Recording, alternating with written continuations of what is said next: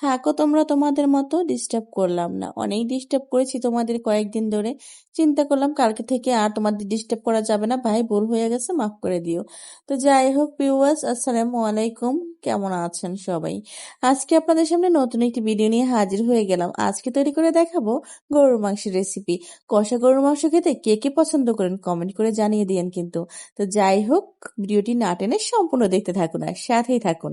তো আজকে আপনাদের প্রথম কাজ যেটা, সেটা হচ্ছে যে যে যেখান থেকে আমার ভিডিওটি দেখছেন, মানে না টেনে ভিডিওটি সম্পূর্ণ দেখবেন। আর আমার চ্যানেলটি অবশ্যই সাবস্ক্রাইব করে দিবেন, আর ফেসবুক পেজটি অবশ্যই ফলো করে দিবেন। আর যদি ভিডিওটি একটুও ভালো লেগে থাকে, অবশ্যই লাইক কমেন্ট শেয়ার করতে ভুলবেন না। তো আজকে দেখেন, আমি মাংসটা প্রথমে ভালোভাবে ধুয়ে পরিষ্কার করে নিলাম। নেক্সট আমি সকল প্রকার মশলা মাখিয়ে কষিয়ে নিব। তো আপনারা কি করবেন, যে কোনো মাংস রান্না করার আগে সকল প্রকার মশলা আগে মাখিয়ে তারপর কষাবেন। একসাথে মশলাটা মাখিয়ে নিলে হয় কি, মাংসের স্বাদ দ্বিগুণ বেড়ে যায়। আর খেতে এত সুস্বাদু লাগে যে একবার ট্রাই করে দেখবেন, তাহলেই বুঝতে পারবেন। তো আজকে আপনারা যে ভিডিওটি দেখতে পাচ্ছেন, ভিডিওটি আমি নিজে করেছি। তো নিজে করার মধ্যে অনেক ভুল ত্রুটি থাকতে পারে। যদি কখনো কোনো ভিডিওতে কোনো প্রকার সমস্যা হয় বা আপনাদের কোনো কিছু বুঝতে সমস্যা হয়, অবশ্যই আমাকে কমেন্ট করে জিজ্ঞেস করবেন, আমি বলে দিব। কিন্তু অনেকে হয়তো প্রশ্ন করতে পারেন, আপনি তো ভিডিওতে সবকিছু বলেন না। আসলে আমি ভিডিওতে সবকিছু বলি না, কারণ আমি তো সব দেখাই দিচ্ছি। তো এখানে বলার কিছু নাই, ঠিক আছে? অনেক সময় অনেক কিছু স্কিপ হয়ে যায়। তো এটা চিন্তা করছি যে যদি আমার বন্ধুদের প্রয়োজন হয়, তারা তো অবশ্যই কমেন্ট করে আমাকে জিজ্ঞেস করবে।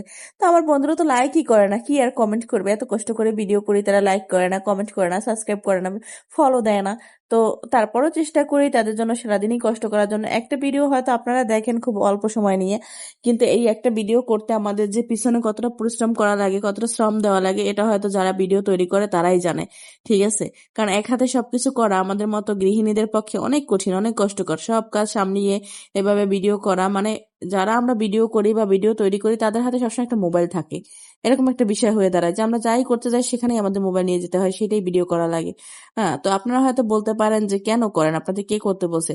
আসলে কিছু মানুষের শখের বশে করে, কিছু মানুষ এমনি করে, কিছু মানুষ টাকার জন্য করে। তো মূল উদ্দেশ্য কিন্তু একটাই থাকে, যে কিছু আর্ন করার জন্য। যে সবাই এখন ফেসবুক ইউটিউব থেকে আর্ন করতেছে, দেখি আমরাও কিছু করতে পারি কিনা ঘরে বসে, শুধু শুধু বসে থাকি বেকার।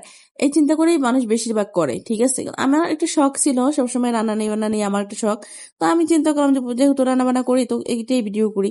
এই চিন্তা করে, আর অবশ্যই আর্ন করার ইচ্ছে সবার থাকে। জানি না আল্লাহ কখন সেই সফলতা দিবে, বা আদৌ কখনো সাকসেস হতে পারবো কিনা এখান থেকে, কখনো আর পাঁচটা মানুষের মতো আমিও ইনকাম করতে পারবো কিনা, এটা হচ্ছে ভবিষ্যতের কথা। উপর আল্লাহর হাতে ছেড়ে দিলাম।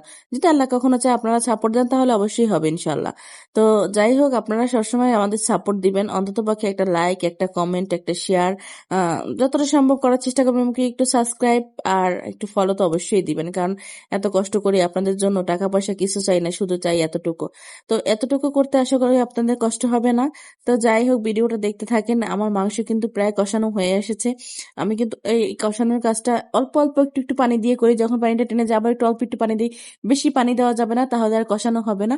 আর এই কষানো গোশটা খেতে কিন্তু সেই স্বাদ। দেখেন, আমার মেয়ে কিন্তু বাটি নিয়ে এসে বসে থাকে মাংস রান্না করলে, যে আম্মু দাও, আম্মু দাও, উঠিয়ে দাও। তো এইভাবে আমার মেয়ে খেতে থাকে। এই সেম কাজটা আমরাও করতাম আমার আম্মু যখন রান্না করতো। তা আমার মেয়ে তো করবে, এটাই স্বাভাবিক। আর এরকম টুকিটাকি অভ্যাস আমাদের সবারই ছিল ছোটবেলাতে। আর এখনো করি, ছোটবেলা বললে ভুল হবে, এখনো যদি কোথাও বেড়াইতে যাই, খুব কাছের কেউ হয়, অবশ্যই তার কাছে এই ধরনের আবদারগুলো করে থাকি। আপনারা কে কে এমন করেন, অবশ্যই কমেন্ট করে জানিয়ে দেবেন। আর আমার ভিডিওটি কেমন লাগছে সেটাও কমেন্ট করে বলবেন। কোনো ভুল ত্রুটি হলে সেটাও বলবেন, কারণ আপনারা তো কিছু বলেনই না। না বলে কিভাবে বুঝবো যে ভালো হয়েছে না খারাপ হয়েছে? বলেন। আমার কাছে তো আমার জিনিস অবশ্যই ভালো হবে, কারণ আমি কষ্ট করে করি। আমার কাছে অবশ্যই বেটার, কিন্তু তার ভিতরে তো কত ভুল ত্রুটি থাকতে পারে। যদি আপনারা বলেন, তাহলে চেষ্টা করবো সংশোধন করার জন্য। আর যদি আপনারা কিছু না বলেন, তাহলে আমি কিভাবে বুঝবো আর কিভাবে করব বলেন? তো যাই হোক, ভিডিও অনেক করি আপনাদের জন্য, অনেক ধরনের ভিডিও তৈরি করি। হয়তোবা যদি আপনারা একটু সাপোর্ট দেন, তাহলে ভিডিও করার প্রতি আরো বেশি উৎসাহ বেড়ে যাবে। আরো ভালো করে করার চেষ্টা করব। আর মানুষ তো আস্তে আস্তেই ভালো করে, তাই না বলেন? একবারে তো আর কোনো কিছু ভালো হয় না। যখন আমরা কোনো কিছু শুরু করি, তখন হয়তো বা জিনিসটা অত মানে প্রপার ভাবে হয় না। করতে করতে করতে করতে জিনিসটা একদম ভালো হয়ে যায়। যাই হোক, দেখেন আমার মাংসের লাস্ট কালারটা কত সুন্দর আসছে। আমার মাংস খাওয়ার জন্য একদমই রেডি। সবাই